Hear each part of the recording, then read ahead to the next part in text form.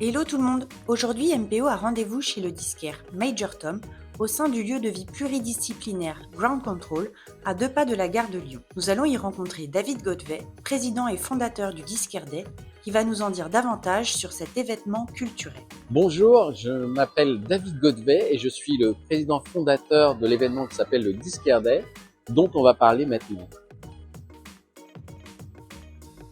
Alors, le Disquaire Day, c'est une opération qui est née d'abord aux États-Unis sous le nom de Record Store Day, puisqu'on a importé en France à partir de 2010.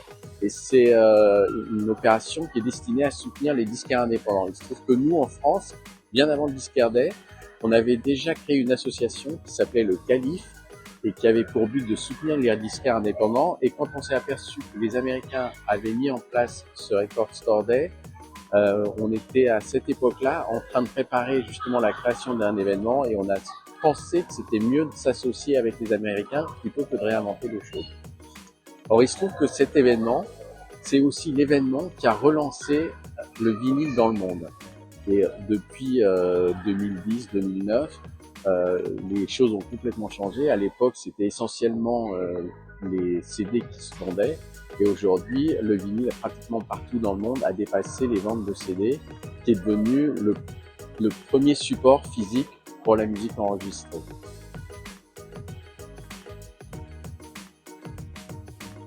Alors, pourquoi on a monté une opération comme le Disquaire Day pour soutenir les disquaires indépendants?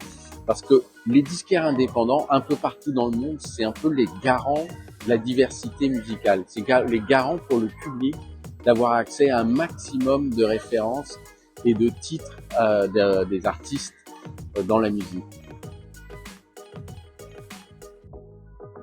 Alors, MPO et le Disquaire Day sont partenaires depuis le début. Et pourquoi? Parce que MPO, en fait, est une structure qui avait gardé dans ses usines des presses pour les vinyles.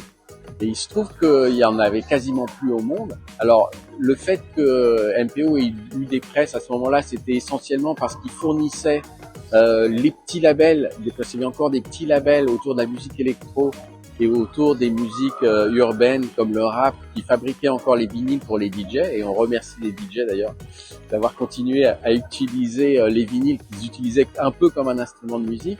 Et donc MPO avait encore des presses et c'est vrai que tout de suite, quand on a créé le Disquaire Day, il s'est avéré que le partenariat avec MPO, qui avait à la fois les capacités de fabrication, même si à l'époque il n'y avait pas énormément besoin, on ne tirait pas autant de disques que ça, mais c'est monté très très vite en puissance.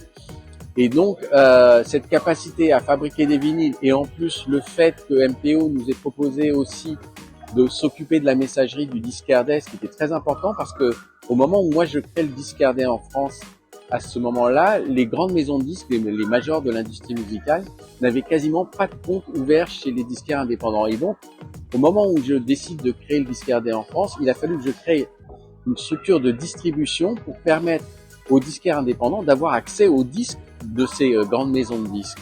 Et en fait, dans ce partenariat-là, et il se trouve que MPO, ça faisait longtemps qu'on se connaissait, il y avait une capacité de messagerie et donc de faire en sorte qu'on puisse construire cette petite distribution dédiée au Disquaire Day. Et depuis donc 2010, le Disquaire Day et MPO sont partenaires.